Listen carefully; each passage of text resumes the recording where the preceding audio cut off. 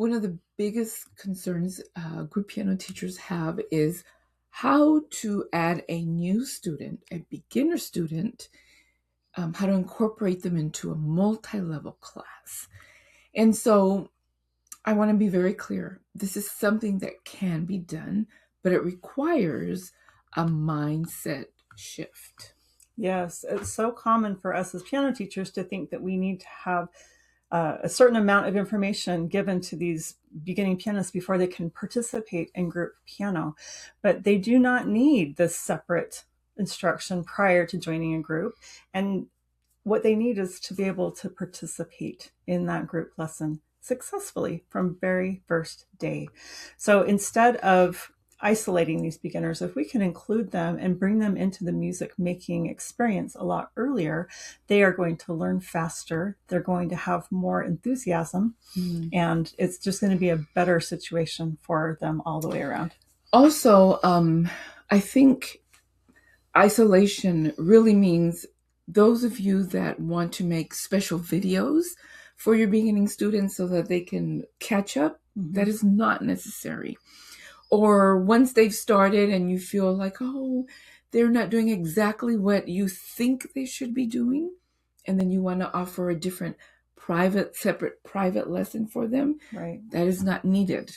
That is not needed. No. So what are things, Mindy, that we do in order to incorporate our students into a multi-level class, a beginning student? So this could be a beginning student that's starting at the beginning of a semester with the rest of the class, or it could be a brand new student joining in an existing class at any point.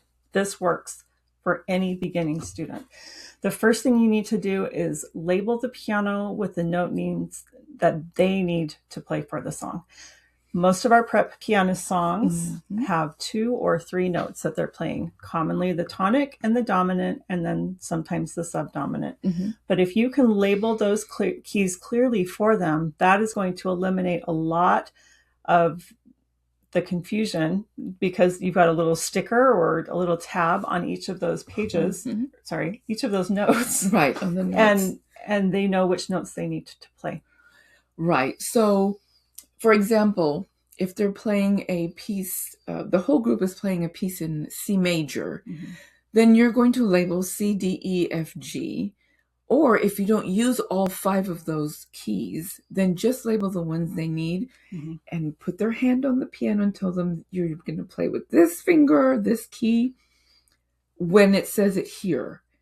And then have them sing as they play. And this is going to support their rhythm, their tracking, and the confidence to make music with everyone else. Absolutely. Another thing I like to do when I have a brand new beginning student is to seat them near me so that I can offer quiet guidance and help as they're going without calling out the attention to them as being brand new. And if they have questions, they can look at me, make eye contact with me really quickly, and we just are able to communicate and support them a lot easier. Yes. Yeah. Now, many teachers are concerned but we haven't talked about finger numbers. We haven't talked about 2 black keys and 3 black keys. We haven't keyboard geography in general. Exactly. Or the value of notes. Right. You're worried about all that. All of that can be learned in context.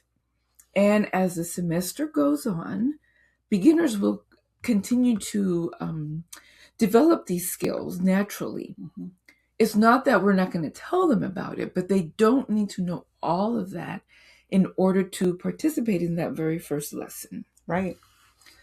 Most of the prep pianists are going to have half notes and quarter notes. And if you're able to help them understand that when they see a half note, they're going to play that note and hold it down one extra beat, or if they're just going to keep a steady beat with the quarter notes.